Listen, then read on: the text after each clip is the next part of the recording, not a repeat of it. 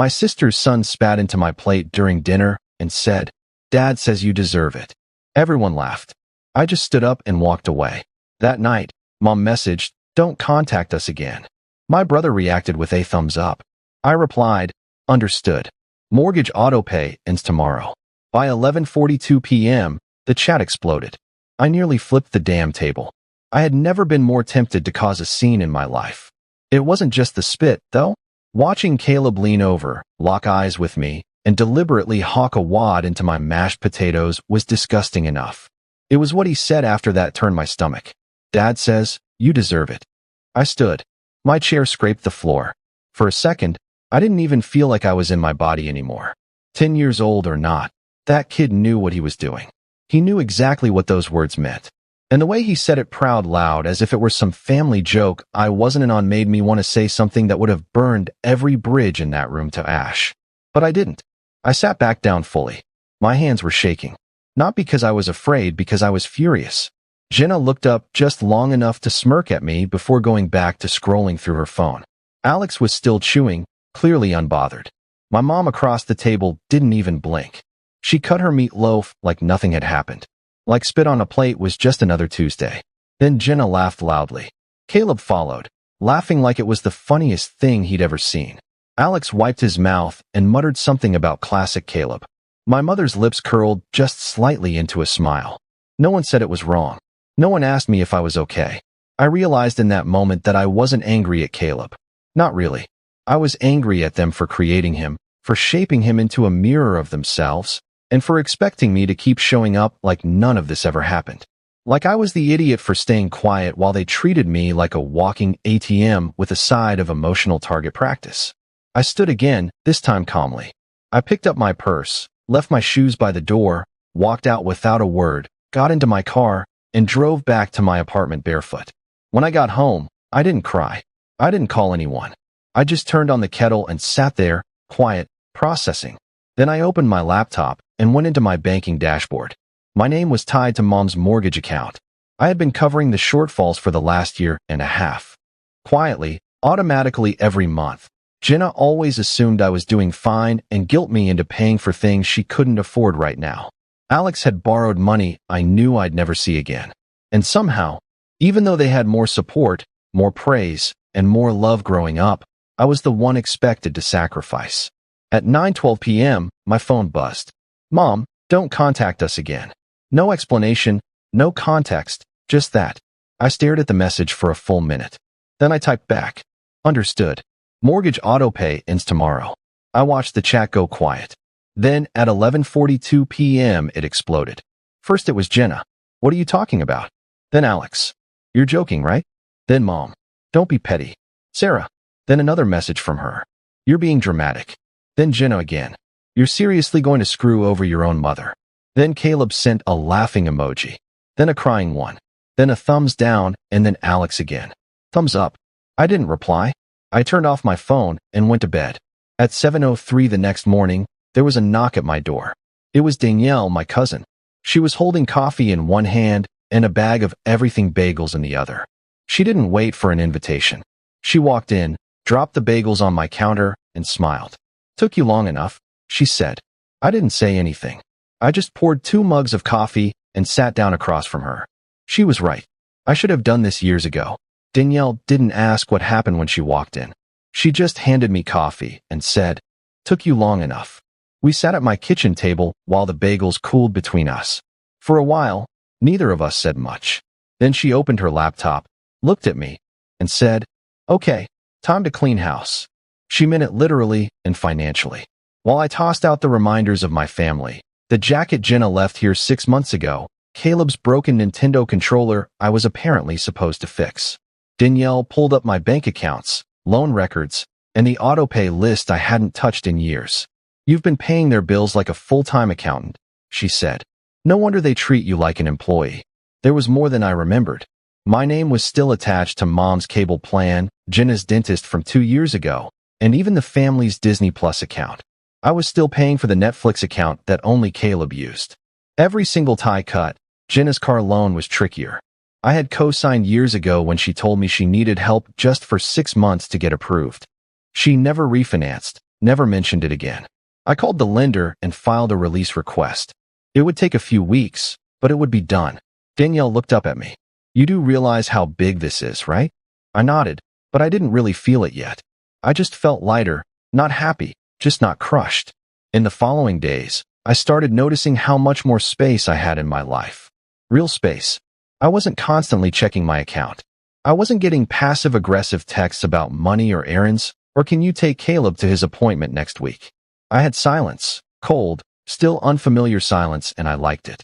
I bought a new mattress, got my hair cut, signed up for a Thursday night pottery class with Danielle. It felt weird to do something just because I wanted to, but I was learning. The group chat stayed dead. Not a single message. I waited, but nothing came until 2.5 weeks later when Jenna sent a single text. You're a terrible human being. Caleb cried when he found out he couldn't go on his field trip. Hope that makes you feel good. No greeting, no explanation, no accountability. I didn't respond. She followed up with a 48-second voice memo, mostly yelling, something about loyalty, family. Her voice cracked when she mentioned Caleb. Then it cut off mid-sentence. I didn't listen to it twice. Danielle told me to block her. I didn't. Not yet. Part of me wanted to see how far they'd go. What desperation looked like when entitlement finally ran out. A few days later, Danielle sent me a screenshot of a Facebook post Jenna had made. It was a GoFundMe titled, Help Caleb Get Through a Tough Year. The photo showed Caleb smiling with a backpack on. The description was vague. Something about unpaid lunches, sudden medical bills, and certain family members choosing to walk away. It had one donation, $10 from our mom. That part stung. Danielle didn't add a caption. I just stared at it. I didn't donate. I didn't ask what the medical bills were for. I didn't share the post. But something shifted in me. I wasn't guilty. I was alert. There was more going on. Jenna had never mentioned anything about Caleb being sick or needing treatment. And now she was begging strangers for help with a field trip? Something didn't add up. Danielle noticed me staring at my phone and said, You don't owe them anything, you know. I nodded, but I kept thinking about that word medical. Because if something had really happened to Caleb, they'd never admit it. Not until they had no other choice. Another week of silence passed, and for once, I didn't spend it waiting for their next move. I was busy. I had my Thursday pottery class with Danielle. I joined a weekend book club at the downtown library. I finally started sleeping through the night. Deep, uninterrupted sleep. No more waking at 2 a.m. to check if Jenna had messaged me asking for another small favor. I was starting to believe they might actually be gone for good this time. But it never lasts, does it? It was Thursday. I had just left class and was walking to my car with a vanilla latte when my phone buzzed in my coat pocket. Unknown number. No voicemail. I didn't answer. Less than a minute later, a message popped up. It was Jenna. I know you hate me. You have every right to. But Caleb's sick.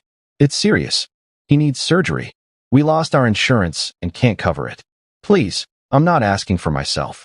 Don't tell Mom I told you. She's already maxed out. I'm just asking for help for him. I stood there in the parking lot, leaning against my car door, reading it over and over. My first instinct was to delete it and go home.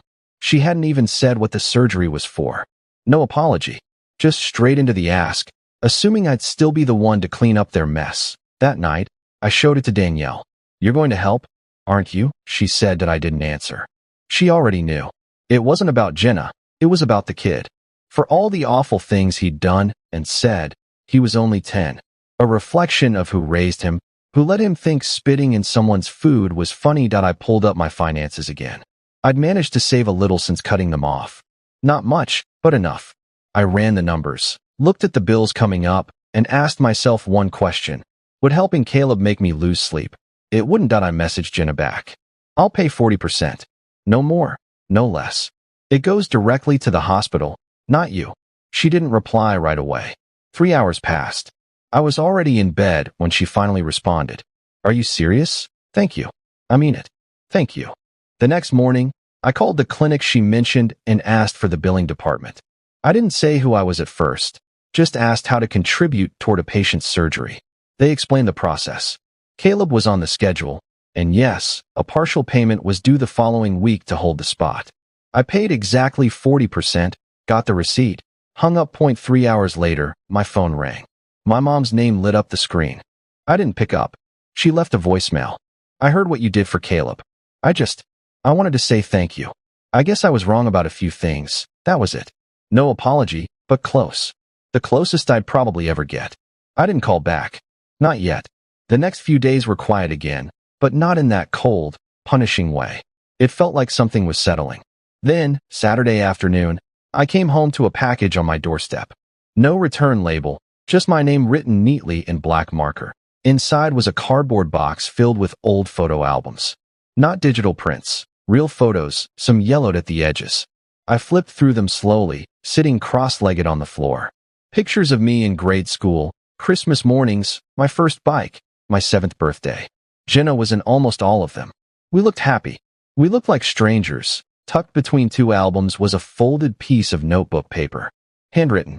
You didn't deserve how we treated you. I was wrong. We were wrong. I'm sorry to no name, but I recognized the handwriting. Part mom, part Jenna. I sat there for a long time, not sure what I was supposed to feel. Relief? Validation? Peace? It wasn't any of that, but it was something. A beginning. For a while, I didn't touch the box again. I slid it onto a shelf in the hallway closet, like it might start leaking if I left it out. The note stayed folded inside a book I wasn't reading anymore. I wasn't ready to sift through old memories or unfinished apologies. Not when I still didn't know if any of it was real. 2 weeks passed with nothing. And just when I started to think the story was over, I got a text from my mother. Dinner. Sunday. Just us. Please come. Danielle was immediately suspicious. She cooking or ambushing? She asked. I didn't know, but I went. Not because I trusted her, but because I needed to see if anything had actually changed. That I didn't tell Danielle until I was already parked outside. She threatened to drive over if I didn't text every hour. The house was quiet. Porch light on. No yelling, no TV. Then I smelled something I hadn't in years. Apple pie. Homemade. Mom was in the kitchen, apron on, eyes red. Something was burning. A broken wine glass near the sink, her hand wrapped in a bloody towel. I cleaned it, bandaged it. We didn't talk much. That AT dinner. Meatloaf and green beans. She didn't mention Jenna or the money. Just asked, "Are you happy?" I said yes. And for the first time, it was true. Then she said, "I wasn't fair to you. I saw you as someone who could take it. So I gave you everything to carry. No tears, no excuses. Just honesty." When she asked if I wanted to see Caleb, I said no. And she accepted it. 3 days later, Jenna texted. "He wants to see you. He wrote you something." I ignored it until a small package arrived. Inside was a drawing. Me and Caleb on a park bench. Underneath it read, "Sorry I was mean. Thank you for helping me not die. Love, Caleb." I laughed and cried at the same time. That night, I mailed back a short note. "Thanks for your drawing. I'm glad you're okay." 3 days later, Jenna showed up. No makeup, no jewelry, just her wedding ring in her hand. "I'm selling it," she said. "And I'm sorry, Sarah, for all of it." Then she added, "Mom's thinking about selling the house. Moving closer to you." That stunned me. She handed me an envelope, a check for digits. "From both of us," she said, and left. Caleb waved from the car. I waved back. It wasn't about the money. It was acknowledgement. An hour later, Danielle came with wine. "You look like you just got proposed to by an ex," she joked. I laughed. We talked about work and starting over. She mentioned an opening at her firm, and I said I'd think about it. A few days later, Mom texted a photo of a small house with a swing set. "Thinking about buying this. 10 minutes from you." It didn't feel like pressure, just possibility. Like she was saying, "I want to be close, but I'm not asking for anything." The house looked worn, but waiting to be cared for. It reminded me of her. 2 days later, I found an envelope under my door. A card with cartoon bears. "Hi, Sarah. I feel better now. Mom says I can visit if you want. I'm sorry for being mean. I hope you like your job and your new haircut. Love, Caleb." I froze. Only Jenna could have told him. But this time, it felt like care. I filled out the job application and emailed Caleb back. "Thanks for your card. I'm glad you're better. I'd like to write you sometimes." A few days later came another envelope. A drawing of me, Caleb, and Danielle making clay pots. Under it, "Someday, fall came fast. Caleb recovered. I started the new job, life steadied." Then Mom texted, "Bought the house. Moving soon. You don't have to help, but I'd like to cook for you once I'm settled." I replied, "One dinner." Later, a letter from Jenna. No drama, just truth. She wrote about shame, kindness, and regret. I didn't reply, but I kept it.